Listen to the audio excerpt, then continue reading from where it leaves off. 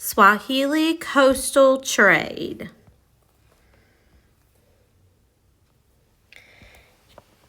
An 1,800-mile stretch along the east coast of Africa was often referred to as the Swahili coast from 1200 to 1500 CE. This was not a unified or centralized empire, but rather a number of independent city-states that had a common language and very similar commercial interests. Swahili was the lingua franca, common language, in East Africa and was a Bantu-based dialect with significant Arabic influence.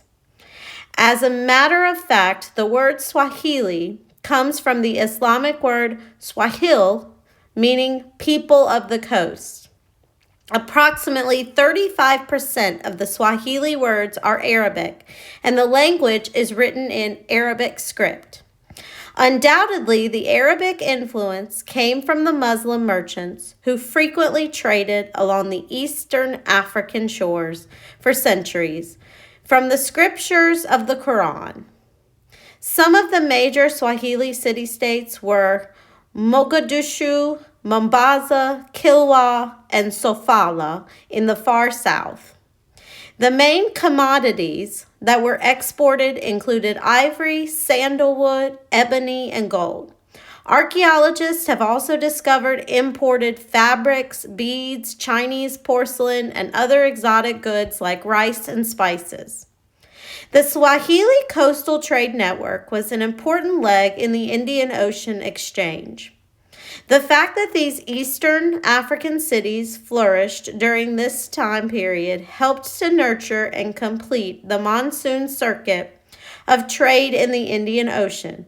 Unfortunately, these coastal cities began to decline around 1500 as the Europeans, particularly the Portuguese, began to enter Indian Ocean, dominated the trade commerce of the area by using superior weapons. One of the things that contributed to the growth of the Indian Ocean trade, and thereby the importance of the Swahili coastal cities, was the important improvement of the dhow. The dhow was a ship with triangular or lateen sails and a special flexible hull.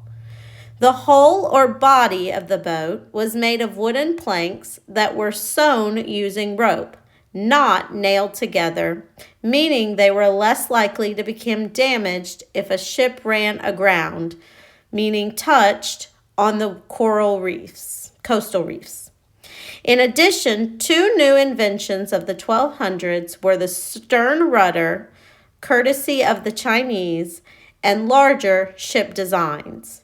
In 1200, the average dhow could carry 100 tons of cargo, and by 1500s, they could carry around 400 tons. Trade in the Indian Ocean had been going on for thousands of years. By the 1st century CE, mariners had learned how to ride the seasonal monsoons, and the trade industry began to boom. The monsoons were prevailing winds that blew toward the Asian continent in the spring and away from it during the autumn months. As a result, sailors could leave Asia in the fall and sail to the east coast of Africa, then return that following spring. By 1200, the volume of cargo shipped and the number of ships traveling increased dramatically. This was partially due to the spike in European interest following the Crusades, a set of religious wars fought to regain control of Jerusalem. Question 1. Where was the Swahili coast located? A. Along the west coast of Africa. B. Along the southern coast of Europe. C. Along the east coast of Africa. D. Along the northern coast of Europe. Question 2. What does the Arabic word Swahili mean? Swahili means people of the coast. Swahili means no worries. Swahili means sea breeze. Swahili means water by the desert. Question 2. Which of the following caused the Africans to be heavily influenced by the Arab culture? A. Africans were influenced by the lingua franca, common language of Arabic. B. Africans were influenced by the frequent interaction through trade with Muslim merchants. C. Africans were influenced by the holy scriptures written in the Quran. D. All of the above. Question 4. Which of the following was not a major Swahili trading city? A. Mombasa. B. Aden. C. Kilwa. D. Sofala. True or false? The term for the seasonal winds that occurred just off the coast of the Indian Ocean are called monsoons. A. True. B. False. What percent of the Swahili language is made up of Arabic words? A. 84%, B. 53%, C. 92%, D. 35%. Which of the following commodities, products, were exported from Africa? Check all the answers that apply. Porcelain, ivory, sandalwood, silk, gold, rice. Review. Who fought against the Christians for control of the Holy Land during the Crusades?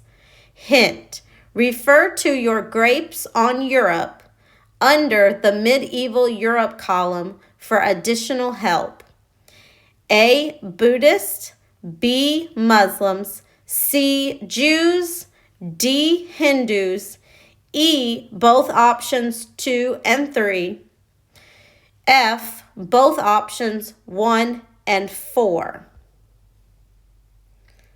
True or false? Sailors were eventually able to use the directional monsoon winds to move more swiftly across the Indian Ocean. A. True, B. False. By the 1500s, the volume of shipped goods being transported on dhow ships had increased by a total of blank tons. Hint, you have to subtract the numbers. A. 100, B. 200, C. 300, D. 400. What were the two innovations of the sailboat? Magnetic compass, stern rudder, astrolabe, hull, larger design. Check the two that apply. Review. What was not an advantage to the sea trade network accessible by the Indian Ocean?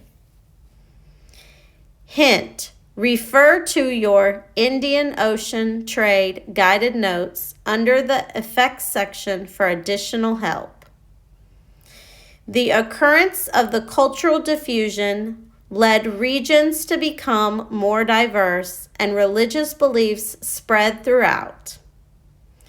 B. The seasonal monsoons allowed merchant ships to travel swiftly across the seas, making it transportation a bit less dangerous.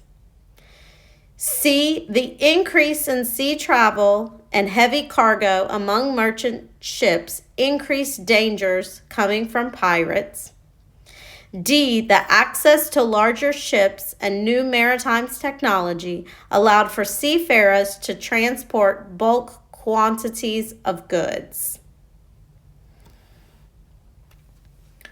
What were the planks of the hull made from? A. Steel, B. Fiberglass, C. Aluminum, D. None of the above. What country was credited for the invention of the stern rudders?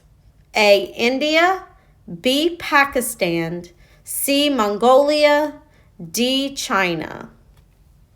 How long did it take for the maritime sailors to ride the monsoon circuits? A. 1 month, B. 1 year, C. 6 months, D. 6 years. Which group of people began dominating the sea trade and caused the East Coast Swahili city-states to decline around the 1500s? A. The Japanese, B. The Europeans, C. The Indians, D. The West Africans. True or false? The hull of the sailboat was made of wooden planks nailed together to help minimize the damage if touched by coral reefs. A. True, B. False. The Swahili language was a mix of local African dialects with significant blank influence. A. Italian, B. Egyptian, C. Arabic, D. British. Which of the following statements is true about the dhow? A. The dhow was a type of ship that included lateen triangular sails and a flexible hull.